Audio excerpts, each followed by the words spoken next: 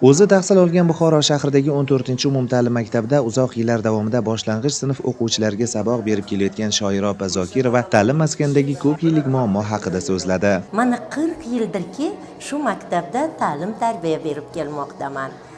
Shu kelgan yilimdan boshlab maktabimdagi derazalar, eshiklar hanuzgacha shu holatda turibdi.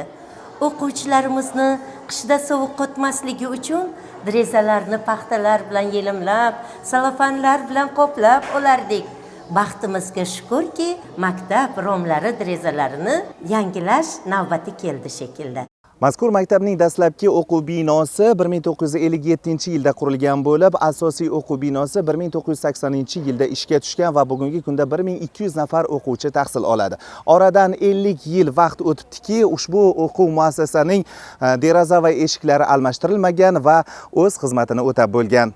2006-yilda davlat dasturi asosida maktabimiz joriy ta'mirdan o'tkazilgan edi.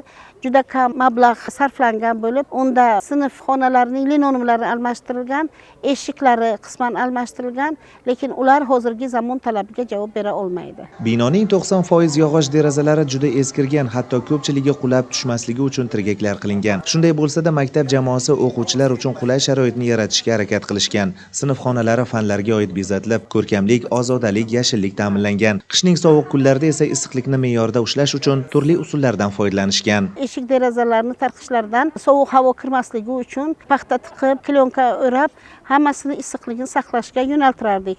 Endi esa bunday muammolar ariydigan bo'ldi. Tashabbusli byudjet natijalariga ko'ra, bizning maktabimiz taklif qilingan tashabbusi eng yuqori ovozlarni to'plab, birinchilikni, g'oliblikni qo'lga kiritdi. 2 yillik natijasiz urinish va nihoyat 3-bor ma'qullandi. Ushbu g'alabani maktab jamoasi va mahalla aholisi alohida bayram sifatida nishonlab, katta xursandchilik bilan qarshiladi. Mahallamiz aholisi ovoz yig'ish jarayonida befarq bo'lmadi. Chunki bizlarning nevaralarimiz, farzandlarimiz mana shu maktabda o'qiydi. Birdamlik va hamjihatlik o'z natijasini berdi. Ammo kuzatuvlarimizda ma'lum bo'lgan juda eski shiftlar hamda zax o'tkazuvchi pol qismidagi masalalarga ham ko'z yumib bo'lmaydi. Bu esa tashabbusli budjetning keyingi mavsum uchun ham arzirli taklif bo'lishi mumkin.